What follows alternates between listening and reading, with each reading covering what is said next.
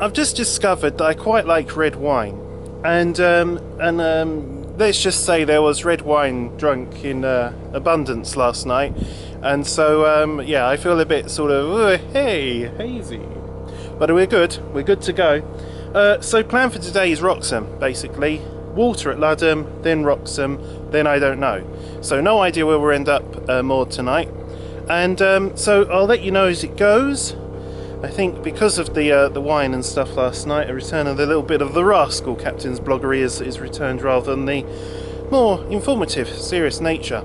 So anyway, let's get the boat untied and let's head down the River Rann. So hi, I thought I'd update you with where we are, what's going on and stuff. We're actually on Ranworth Dyke leading to Malthouse Broad, where I was yesterday, and what a difference a day makes. We've got high cloud. It did break out the sun earlier on the River Rann, but high cloud, rather dull now, and the temperature has dropped. Now, why would I be coming down again to Malthouse Broad after just being here yesterday is because of the events that happened at Ludham Bridge when I stopped for water. So what happened basically was that I was going to stop there. I arrived at Ludham Bridge, and would you believe there was a boat already getting water at the water point there. So what happened then is I thought, well, I'll just moor up over here, I'll wait for them to have their water and go. Perfect mooring. Okay, waiting for them to go, and they duly do, and they pull their boat back along on the ropes, and I think, right, I'll go and moor in front of Nancy Oldfield Trust boat. There was one of their skippers sitting in the cockpit reading his paper, a couple on the other boat that had just topped up with water, and I thought, yeah, I can do this, slip between the two boats, and I did, and then I completely ballsed up the mooring.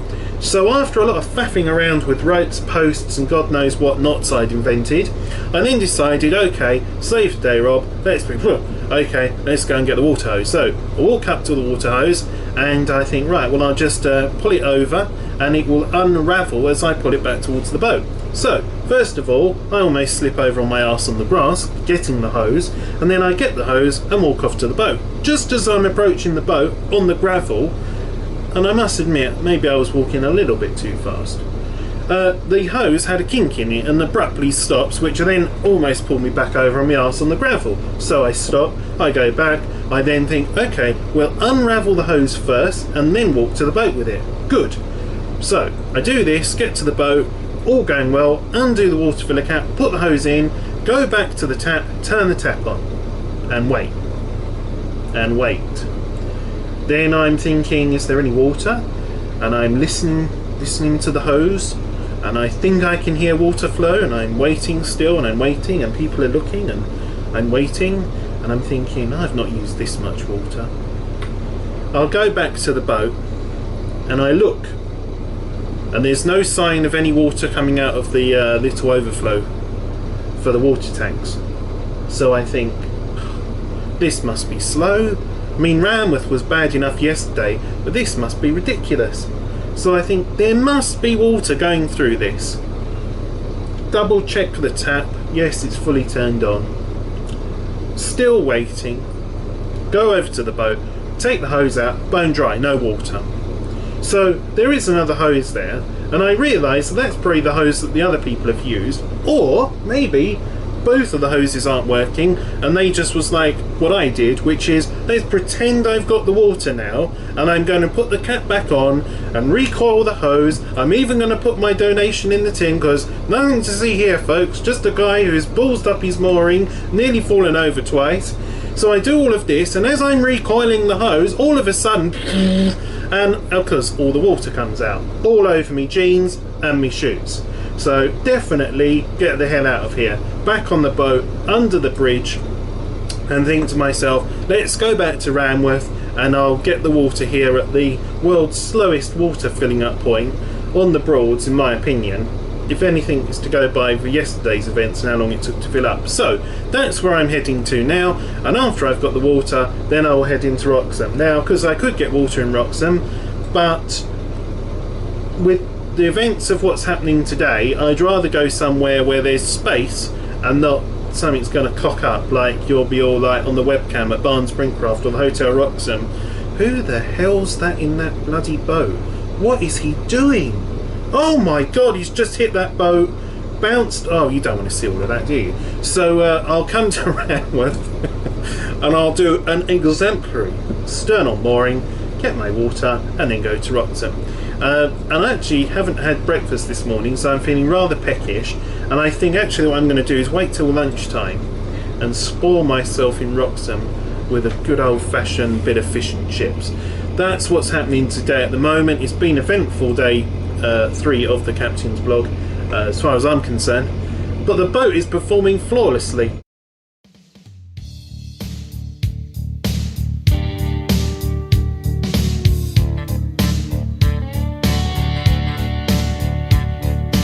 Rainy night, and I'm all alone, sitting here waiting for your voice on the phone.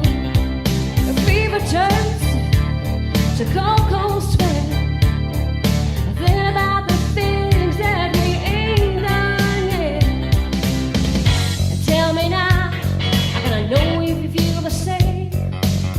Do you just light up at the mention of my name?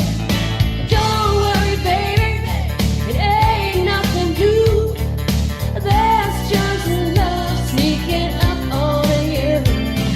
Your whole world is shaking, feel like I do.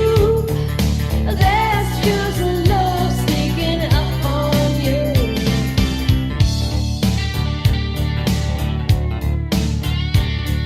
Nowhere on earth for your heart to hide.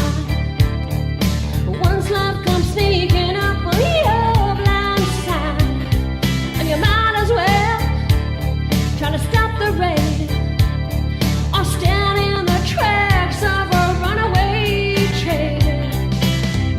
You just can't fight it when the thing's meant to be. So come on, let's finish what you started with me. Don't worry, baby, it ain't nothing new. There's just love sneaking up on you. Your whole world is shaking and you feel like I do. There's just love sneaking up on you.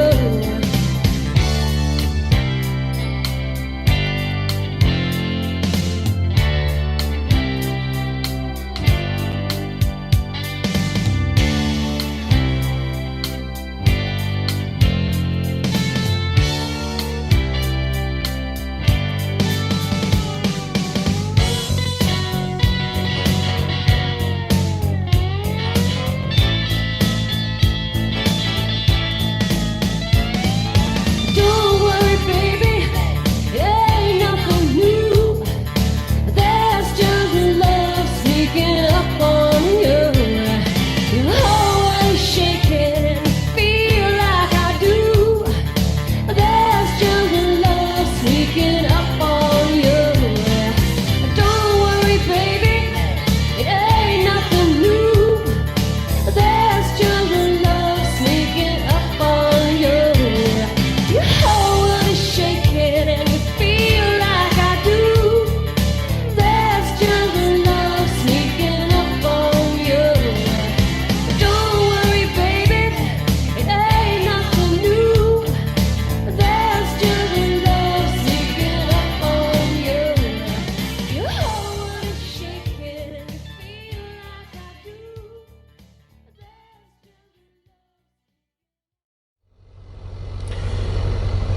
So we're coming into what I call the outskirts of Roxham, and these are very beautiful riverside properties, and around the next couple of bends we will be into Roxham proper, where we've got the boatyard of Barnes Brinkcraft and their webcam that overlooks that stretch of river and the private moorings around there. I very much doubt that there'll be any room at Barnes Brinkcraft to get in. I've not seen any of their boats, so it's looking likely that it's going to be the moorings at the cafe, and that's a bit of a pain because of mooring up there with this sort of boat, the forward steer boat. It's sort of like you're going for a stern-on mooring, but you tie up on the side of their quay, not the rear. That doesn't make sense, but I know what I'm talking about because I've done it every time that I've come here before. So either way, I'm sure we'll be able to get in somewhere at Roxham, Just seen this house here being all reclad and roofed, or thatched should I say.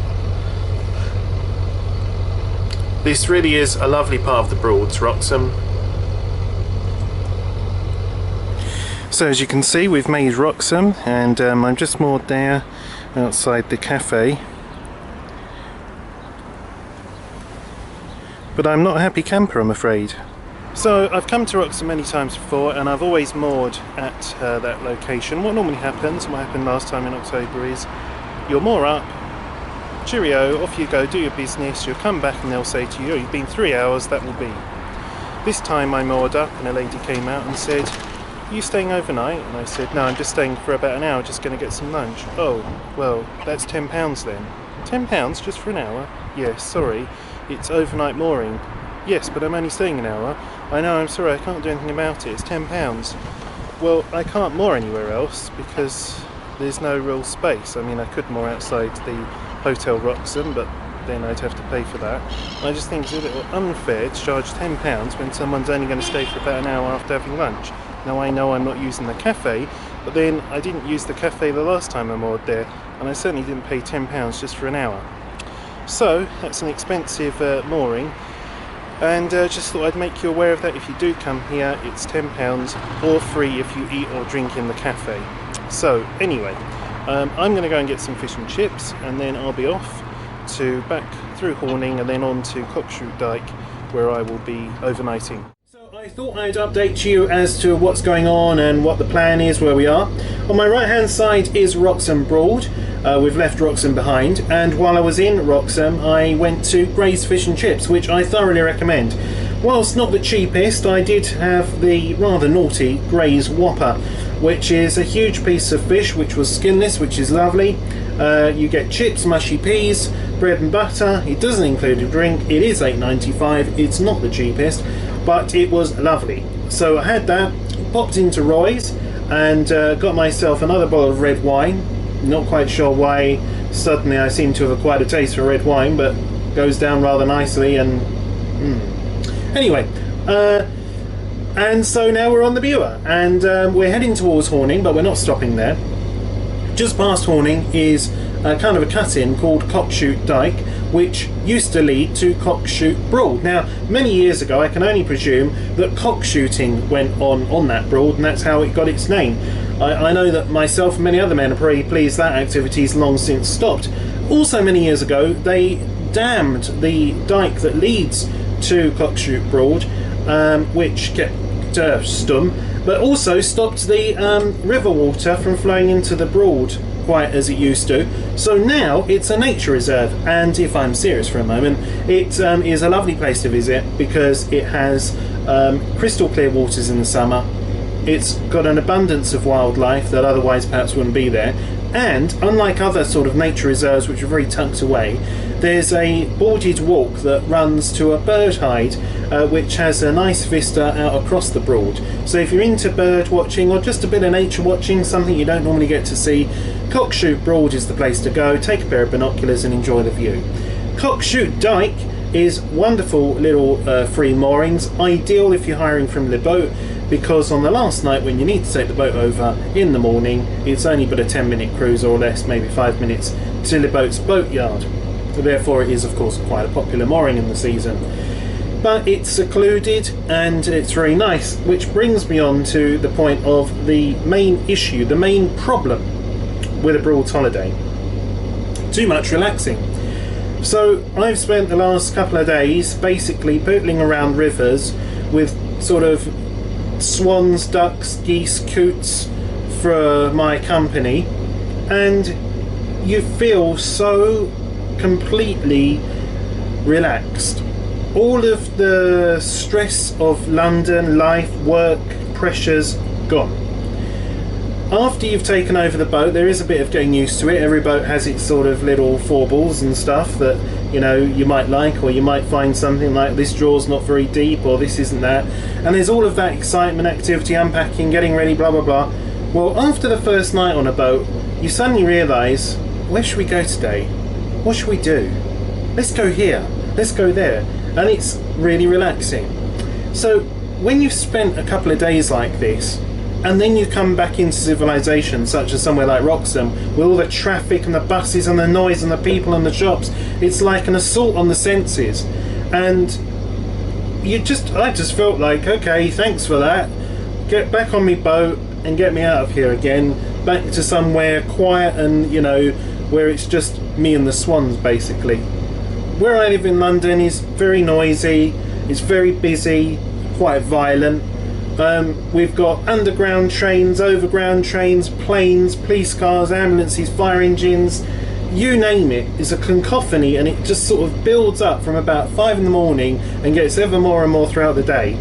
To come to somewhere like this, you don't have any of that. And I'm sure there's plenty of other places in the UK where it's like that, and there are fewer and fewer places in this country where you can be completely alone. And that at night you can see the sky and the stars like you've never imagined, without any light pollution. It's lovely. So if you like relaxing, you can tell I do. I'm a bit of a lazy, but if you're lazy, you like a bit of relaxing, a boating holiday on Norfolk Broads is probably for you. And many times people will go on a boating holiday and then they'll be like, so I went on a boating holiday in April, I can't wait to go back, we've booked for September. It's quite rare you'll find someone who'll go, I went on a boating holiday, it was terrible, awful, absolute nightmare, you know, ugh. Some people might go and have complaints about the boat or something went wrong, but as an activity holiday, which of course it is, I don't think you can beat it. I've gone on far too much again, and said far too much. But until we get to Cockshoot Dyke, which I will show you what that looks like, if you've been watching this Captain's Blog, I hope you've been enjoying some of the scenes, some of the places we've been, and are doing very well yourself. So until more happens, bye for now. Just past Sailhouse Broad, and a Fine Way day launch came out, and I thought okay, and then I saw a second one and I thought okay, 2 of them, and then they proceeded to continue to come out, and there are 5 Fine Way day launches in front of me, and they are all doing the Fine Way twist. As you can see, this is going to be interesting. It's like motorboat yachting. Don't quite know what direction they're going to go in. Could change at any moment. And now we've got what appears to be like a mini tug of the Broads coming towards us. So yeah, adds a bit of excitement for the end of the day. To be fair to these guys, they're all very you know, responsible. They're not speeding or anything. There was a whole load of day launches come back towards me, going way too fast. The kind of, oh god, we've got to get our boat back at 2:30 and it's 5 minutes, quick. And that's quite a boat, that is. And that's quite a wash. So stand by, 3, 2, 1, bang. That is the benefit of having a bathtub. Little things like that just add a bit of excitement. It's a bit of splashy splush going on. So we'll just get around this bend, and then I think it would be best if we just got past these. I don't know what is the name, you know, like trio, quad, but there's 5 of them. I don't know. Anyway, what the hell's going on now? Maybe I should leave this on for insurance purposes, just in case one turns around and comes at me. And he's not turning around yet. I've stated and made my intentions clear. I'm coming through, goddammit. Flee before me, you day boats.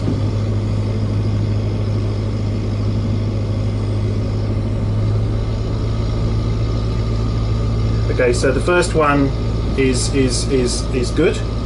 This one, no, he's all over the place.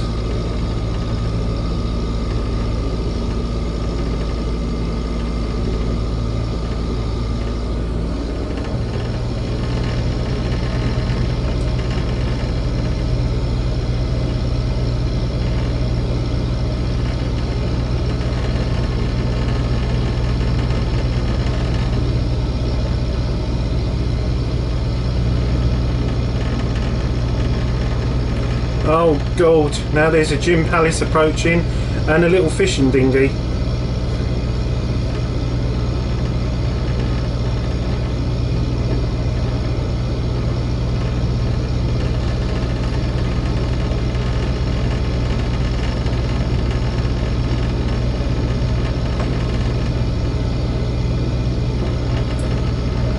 Keep your wits about you, boy.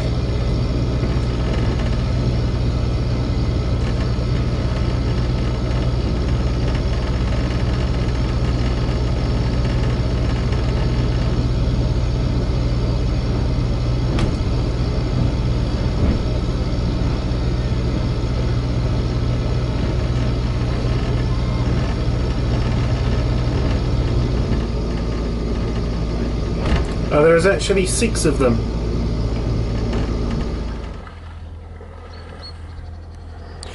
So here we are, arrived at Cockshoot Dyke, the 3 moorings, and I'll show you in a minute what the moorings look like, but they're very pleasant indeed.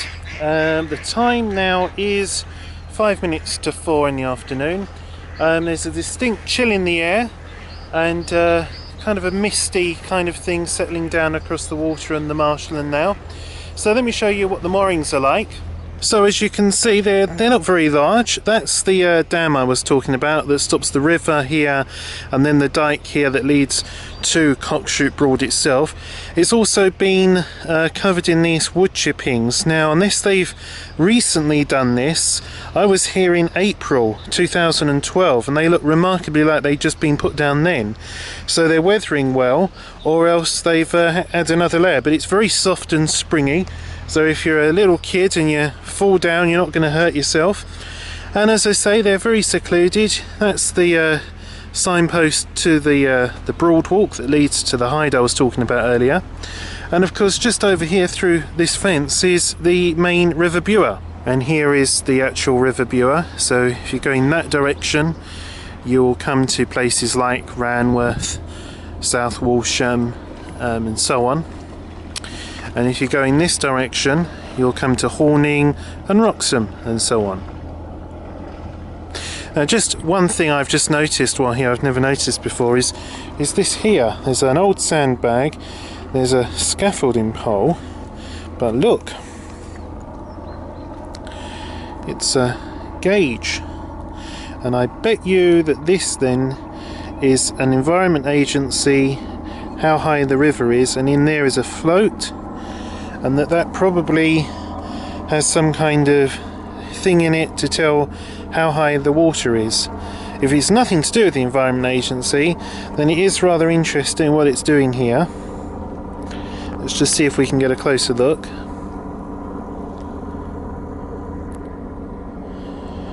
So yeah, I guess although that's disgusting with algae, that's probably reading about 4 foot, would we guess? And as I was mentioning earlier, literally round the corner, not more than 5 minutes cruise away, is Le Boat's Boatyard. You can moor at Le Boat's Boatyard even if you didn't hire from the boat. That's an ideal overnight mooring. It's very quiet, easy walk into Horning.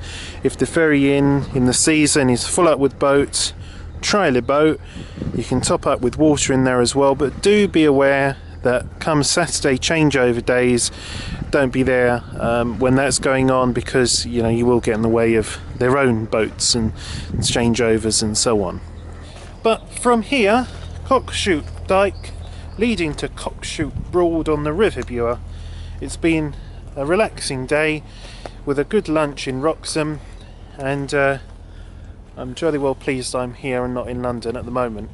Having said that though, because of last night's not sleeping too good, that meant I've not been quite so perky today, and despite the time, I think I might be cheeky and just have a little nap before dinner. So whatever you're doing, wherever you are today on Wednesday the 6th of March 2013, I'm the Rascal. You've been watching the Captain's Blog. Take care.